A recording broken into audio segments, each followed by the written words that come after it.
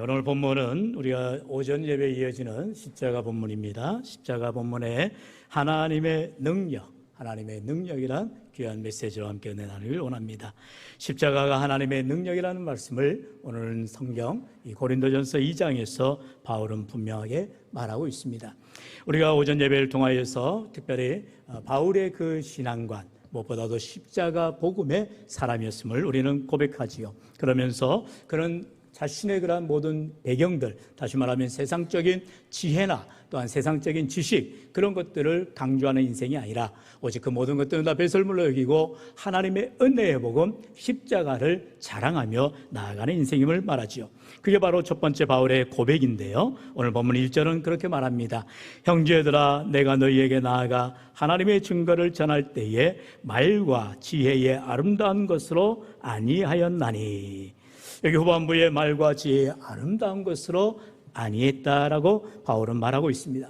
당시 바울이 이제 복음을 전하던 이 소아시아 아테네랄지, 그리고 지금 있는 고린도 도시 이곳에는 여러 가지 당시의 헬라 문화가 이제 들어와서 수사학이 발전하고 또 사람을 설득하는, 요즘 말로 말하는 변증법, 그리고 그런 소통의 그런 학문들, 요즘 우리 세바시랄지 그런 그 인간관계에 대한 여러 가지 강사들이 아주 우후죽순 늘어나고 있잖아요. 얼마나 많은 귀한 말들이 드러나는지 몰라요. 그러면서 다 그럴듯해 보이고 정말 그렇게만 살면 다 성공할 것 같고 승리할 것 같습니다. 하지만 바울은 당시에 만연해 있던 그러한 수사학이랄지 그런 말의 향연에 빠져가지고 복음을 전한 자가 아니었음을 그가 말하죠. 바로 말과 지혜의 아름다운 것으로 하지 않았다라는 것입니다.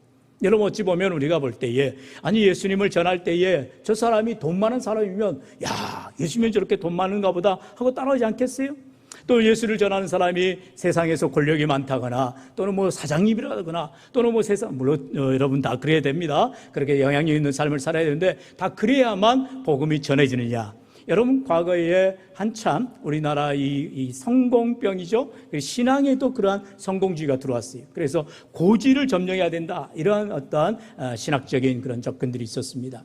여러분, 물론 좋습니다. 그러나 그것이 오늘 아침에도 우리가 함께 말씀을 나눴듯이 자기의 자랑이 되어서는 결코 안 된다는 것입니다. 하나님의 복음이 우선되지 아니하고 말씀이 우선되지 아니하고 어떠한 자기 주변머리, 그런 간증이랄지 자기 삶을 나누면서 결국 그것은 자기 자랑밖에 되지 않아요. 여러분, 하나님께서는 우리에게 필요한 것들을 주시는 하나님이십니다. 할렐루야. 여러분, 우리가 무엇을 먹을까, 무엇을 마을까, 무엇을 입을까 염려하지 말라고 우리 주님 말씀하셨어요. 마태복음 6장에 보면 분명히 말씀하시지요. 그것은 다 이방 사람들이 구하는 것입니다. 여러분, 예수 믿는 이유는 무엇이냐? 우리가 바로 우리 예수님이 나의 죄를 구원하시기 위하여 십자가에 주신 그 놀라운 구속의 은혜에 감사하여서 믿음의 삶을 살아가며 주를 섬겨나가는 것입니다. 그렇기 때문에 우리는 섬길 수가 있고 희생할 수가 있고 주를 위하여 헌신할 수가 있게 되어지는 것입니다. 왜요? 바로 십자가가 내 안에 들어와서 나는 죽고 예수로 살아가는 삶을 살기 때문이라는 것입니다. 바울이 이와 같이 빌립보서 3장에서 그는 얼마나 대단한 사람이었어요. 그가 바리새인 중에 바리새인입니다. 히브리인 중에 히브리인이에요. 그는요, 자랑할 것이 너무나 많았습니다. 학벌도 자랑할 만하고 문벌도 자랑할 만하고, 그런데도 이 바울은 모든 것을 다 분토만도 못 여겼다라는 것입니다. 바로 배설물처럼 여겼다라는 것이죠. 그런데 바울이 실력이 없어서 그랬을까요? 바울이 물론 그가 겸손의 모습일 수도 있겠지만 정말 하나님의 말씀에 부딪히게 되면은 가장 중요한 것을 알게 되기 때문에 어떠한 것보다도 하나님의 복음이 우선됨을 그는 기억하게 되더라는 것이죠. 그런데 여기에서 우리가 바울에 대한 약간의 의구심을 드는 사람들이 있어요. 고린도서 10장 10절에 보면은 그들의 말이 그의 편지들은 무게가 있고 힘이 있으나 그가 몸으로 대할 때는 약하고 그 말도 시원하지 않다 하니. 지금 바울에 대해서 이제 이렇게 회방하는 자들의 말들인 것이죠. 비방하는 자들의 말인 것이죠. 바울이 쓴 복음, 바로 서신서죠. 거기에는 말이 중하고 또 힘이 있고 무게가 있는데 그가 만나서 대화를 하면 약하고 말도 시원하지 않고 또 전승에 하면 바울은요, 생김새도 별로였다는 것입니다. 그래서 사람들이 겉으로 볼 때, 시커먼 외모로 볼 때 그 바울에 대해서 그냥 취급하지 않아 버렸다는 것이죠. 여러분, 바울이 과연 그런 사람이었을까요?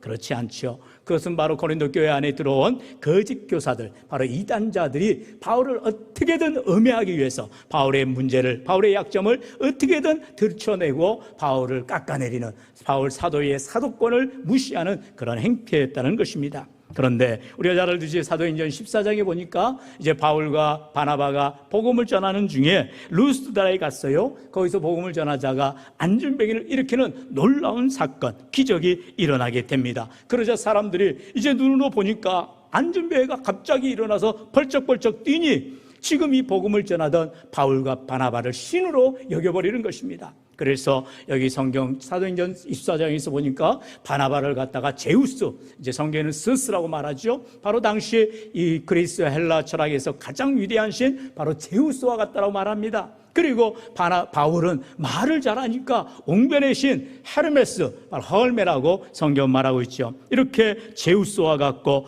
헤르메스와 같다라고 그들이 바나바와 바울을 높이는 것입니다. 그런데요, 여기에서 말하듯이 바울은 그가 말에 아주 능하였다는 것이죠. 옹변의 신처럼, 그런 헤르메스처럼 말에 아주 통달했다는 것입니다. 그렇기 때문에 바울이 무슨 지식이 없어서, 그가 어떤 배경이 없어서, 그가 말주변이 없어서 그렇게 어줍잖하게 말하는 것이 아니었다는 것이죠. 언제나 바울은요, 겸손하게 그가 나의 말과 아름다움에서 복음을 전하려 하지 않았음을 우리가 보게 되어지는 것입니다. 여러분, 이와 같이 바울은요, 자신의 장점을 극대화하는 것도 중요하지만 오히려 그것이 자기의 자랑이 되어서는 안 되겠기에 언제나 자신을 쳐서 복종하는 그런 믿음의 삶을 살았음을 보게 되어지는 것입니다. 왜요? 내가 드러나는 것이 아니라 나를 통해서 하나님이 드러나야 되고, 나를 통해서 예수 그리스도가 드러나야 되고, 나를 통해서 하나님의 십자가 복음이 드러나야 되기 때문인 것입니다. 사랑하는 성도 여러분, 우리가 때때로 복음을 전하다 보면 우리가 많은 간증하는 사람들 얘기를 들을 때가 있어요. 그러면 참 듣기 좋아요. 야, 뭐 이렇게 술술술대고, 야, 저렇게 하니까 이런 놀라운 일이 있네.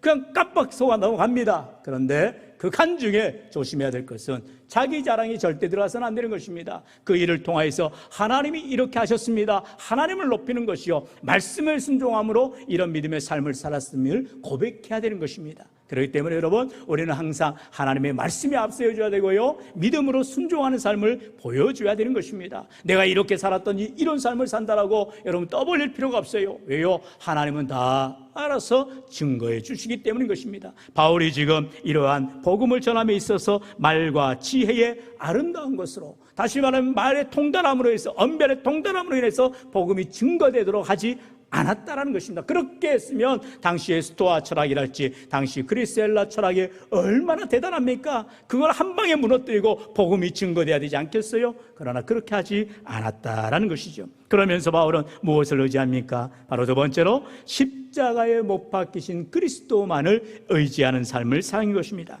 우리 본문 2절에 말씀하지요. 우리 2절 같이 읽어봅니다. 시작. 내가 너희 중에서 예수 그리스도와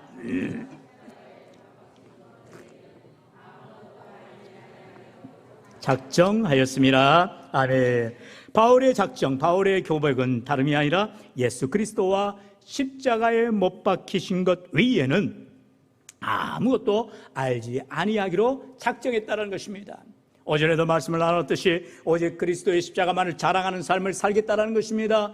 어찌보면 우리의 신앙은 이와 같이 단순한 것입니다. 하나님을 믿고 주님을 믿는 믿음, 그 믿음으로 살아갈 때에 하나님께서 지혜도 주시고 말의 능력도 주시고 힘의 능력도 더하여 주시더라는 거예요. 우리는 때때로 복음을 전할 때 그런 사람들이 많아요. 다 준비가 돼야 나가지 않습니까? 우리가 모든 준비를 갖춰야 나갈 수 있지요. 아니에요. 여러분, 하나님께서는 우리를 마음껏 사용하시는 것입니다. 그렇기 때문에 우리가 기도하며 믿음으로 나아갈 때 하나님이 함께 하시고 능력을 베풀어 주실 줄로 믿습니다. 여러분, 문제는 무엇이에요? 사도 바울이 이미 이 고린도에 들어오기 전에 아덴에서 실패를 맛봤어요. 그렇기 때문에 바울이 이러한 삶의 고백을 할 수밖에 없다라는 것입니다. 아덴이 어디입니까? 지금도 그리스의 수도지요. 아테네 아닙니까? 그 아테네, 그리스 헬라 철학자들이 다 모여있는 아주 놀라운 도시입니다. 지금으로 말하면 미국 뉴욕과 같은 그런 도시지요. 그 아덴에서 이제 그 바울이 복음을 전하는 데 있어서 엄청난 실패를 맛보게 되죠. 바로 무엇입니까? 당시에 많은 수사학자들, 화려한 말솜씨들, 그러한 말주변으로 인해서 복음을 자기도 증거해야 되겠다 그러면서 나아갔어요. 바로 사도행전 17장에 보면은 그러한 바울의 설교가 나오는데, 결국 그 바울의 설교가 그만 이제 기독교가 복음이 더 증거돼야 되는데 바울의 전도 방법이 그만 실패로 끝나버리게 되는 거죠. 왜 그랬을까요? 그것은 바로 바울의 그 인간의 지혜를 의지하고 자신의 방법, 자신의 노력으로 될 수 없음을, 복음의 능력은 오직 십자가를 통해야만 된다는 것을 그는 고백하지 못했다는 것이죠. 그래서 그 아데네스의 복음 전파가 인간의 방법과 인간의 노력과 인간의 최선을 다하는 것으로 나아갔지만 그것이 결국 영혼을 구원할 수는 없었다는 것이죠. 듣기는 좋아요. 좋은 내용 같아요. 그러나 삶의 고백이 없고 말씀의 행동에 나타남이 없었다는 것이죠. 그래서 결국 십자가에 못 박힌 예수 그리스도만을 전해야 되겠다라 작정하게 되더라는 것입니다. 여러분, 말과 지혜의 아름다운 것으로 하는 것이 아니라 오직 예수 그리스도의 십자가 복음, 주님의 그 십자가 복음을 증거하는 바로 이 믿음의 삶을 바울이 고백하고 있다는 것이죠. 여러분, 오늘도 우리의 삶에는 마찬가지입니다. 우리가 정말 십자가를 떼어놓고 그리스도인이라고 말할 수가 없고요, 믿음의 삶을 살아감에 있어서 주님의 낮아짐과 주님의 섬김을 떼어놓고 우리는 신앙생활할 수가 없다라는 것입니다. 이처럼 언제나 하나님의 말씀 앞에 온전히 순종하고자 하고 믿음으로 따라가기를 원한다면 주님의 십자가를 가까이 하는 삶, 주님의 십자가를 의지하는 믿음의 삶이 되어야 할 줄로 믿습니다. 계속해서 3절에서는 바울이 그렇게 말하지요. 내가 너희 가운데 거할 때에 약하고 두려워하고 심히 떨었노라 말하고 있어요. 바울이 아데네에서 그렇게 복음을 전하다가 실패를 맛본 이후에 고린도에 들어왔을 때에 이 바울의 지금 심적 상태는 세 가지를 말하죠. 바로 약한 모습, 두려워하는 모습, 심히 떠는 모습으로 나아갈 수밖에 없게 되더라는 것입니다. 여러분, 복음을 전함에 있어서 나는 안 됨을 고백해야 되는 것이죠. 나는 할 수 없음을 고백하는 것입니다. 내가 약하지만 하나님은 강하시고, 나는 두려워하지만 하나님은 두려움 없이 나가게 하시고, 나는 힘이 떨지만 하나님은 강하게 하여 주신다는 것입니다. 그 주님을 바울이 의지하면서 지금 고린도에 거하면서 그의 마음이 약하고 두려워하며 힘이 떨 수밖에 없음을 고백하더라는 것입니다. 왜요? 내 힘과 내 지혜로는 할 수 없는 하나님의 복음을 전하기 때문이라는 것입니다. 오늘 우리가 믿음의 삶을 살아갈 때에 때로는 사람을 바라보면 그래서 넘어질 수밖에 없는 것입니다. 예전에 보면은 이렇게 전도하는 사람들 가운데에 옛날에 그 대도라 해가지고, 여러분 혹시 기억나실 거예요? 대도가 뭡니까? 아주 도둑놈 중에 도둑놈 아니겠어요? 양모씨입니다, 여러분. 조모씨죠, 조모씨. 그 사람이 발칵 뒤집어져가지고 교도소에서 하나님을 만나고 예수 믿었다 해가지고 강남의 큰 교회에 전도 강사로도 가고요, 그렇게 막 했어요. 다들 놀래죠. 야, 저렇게 대도했던 사람이 이제는 복음을 받고 변화됐구나. 아니에요.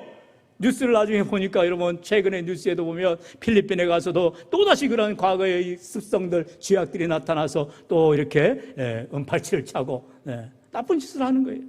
사람은 변하지 않아요. 변할 수가 없는 거죠. 예수 그리스도를 통하지 아니하고 정말로 진정으로 예수를 믿었다면 그런 삶을 살아갈 수가 없죠.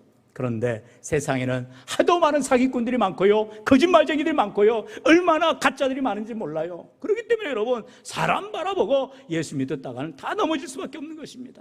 오늘도 우리에게 생명의 말씀, 능력의 말씀을, 변함없는 말씀을 통하여 우리에게 주시는 그 말씀 앞에 믿음으로 순종하시기를 축원합니다. 사랑하는 성도 여러분, 오늘도 고린도에 거하면서 바울이 이와 같은 겸손함과 낮아짐으로 자신의 말주변에 자신의 능력, 자신의 그러한 재주를 가지고 복음을 전한 자가 아니라 오직 하나님만 의지하며 겸손히 나아가는 바울의 모습을 통하여서 우리들도 정말로 주님 앞에 십자가에 대하며 십자가를 통과하며 십자가를 의지하며 나아가는 믿음의 삶이 될 때에 하나님께서는 오전의 말씀처럼 고린도전서 1장 18절 십자가의 도가 멸망한 자들에게는 미련한 것 같이 보이지만 구원을 받는 우리에게는 하나님의 능력임을 분명하게 믿으시기를 축원합니다. 사랑하는 성도 여러분, 정말 우리 인생 가운데에 우리가 의지할 것, 우리가 믿을 것은 오직 하나님 한 분밖에 없어요. 주님 말씀밖에 없어요. 오늘도 주님 의지하고 하나님의 능력되는, 하나님의 지혜가 되는 십자가 붙드는 믿음의 삶이 되기를 축원합니다.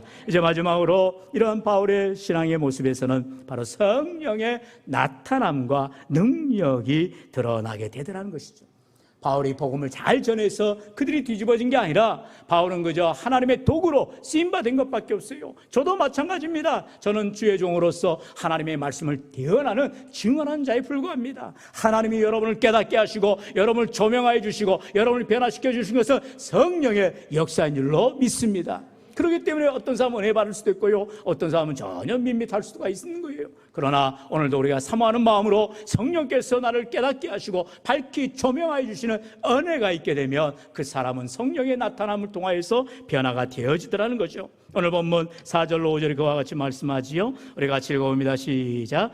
내 말과 내 전도함이 설득력 있는 지혜의 말로 하지 아니하고 다만 성령의 나타나심과 능력으로 하여 너희 믿음이 사람의 지혜에 있지 아니하고 다만 하나님의 능력에 있게 하려 하였노라. 아멘. 사도 바울은 분명하게 말합니다. 성령의 나타나심이라는 거예요. 성령의 조명하심이라는 거예요. 성령의 인도하심이라는 것입니다. 우리는 항상 그래서 성령의 충만을 구하는 것입니다. 왜요? 성령을 통하여서 내 믿음을 새롭게 해주시고 성령을 통하여서 하나님의 말씀을 깨닫게 하여 주시기 때문이죠. 우리가 몇 주 전에 말씀을 배웠죠. 요한복음 14장의 26절, 예수님께서 우리에게 성령 보혜사를 보내셨다 그랬습니다. 우리 26절 같이 읽어볼까요? 시작. 보혜사 곧 아버지께서 내 이름으로 보내실 성령, 그가 너희에게 모든 것을 가르치고 내가 너희에게 말한 모든 것을 생각나게 하리라. 아멘. 여러분, 그래서 사도행전은 성령행전이라고 말을 합니다. 그와 같이 사도들이 복음을 전할 때에 성령이 그들에게 깨닫게 하여 주고 복음이 증거되도록 함께 했다는 것이죠. 우리가 잘 아는 사도행전 1장 8절, 우리가 잘 고백하잖아요. 오직 성령이 너에게 임하시면입니다. 성령이 임하면 권능을 받는 것이요, 성령이 임하면 복음이 증거되는 역사가 있게 된다라는 것이죠. 오늘도 그렇기 때문에 우리 하나님께서 우리에게 주시는 성령의 나타나심은 우리가 사모할 때에, 성령을 구할 때에 하나님께서 우리를 깨닫게 해주시고 밝히 조명해 주신다 말씀하고 있어요.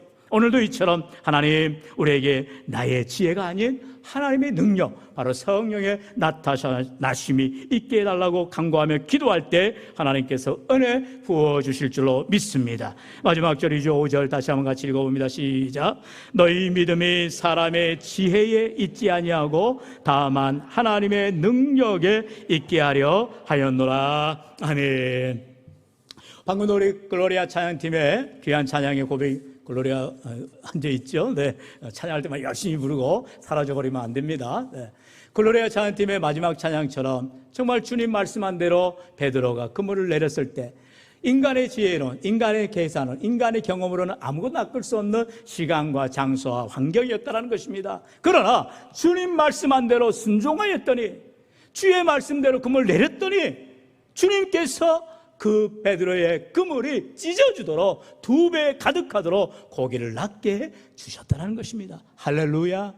사랑하는 성도 여러분, 예수님께서 베세다 광야에서 복음을 전할 때에 5,000명, 당시에 장정을 말하는 것이죠. 그러니 아내와 아이들, 처자식들까지 하면 수만 명이 그 벌떼처럼 모여서 이제 하나님 예수님의 말씀을 전해 들었어요. 그런데 때가 되니까 아무도 도시락을 가져오지 않았나 봐요. 그게 아니죠. 그거는 제가 물론 이제 신학적으로 연구해보고 또 현지를 봐야 되겠지만 아마도 우리 사람들이 그러잖아요. 아이고 이거 줬다가는 내 것도 못 먹는 거 아니요? 그래가지고 자기 걸 안 내놓은 겁니다. 안 내놓은 거예요. 네.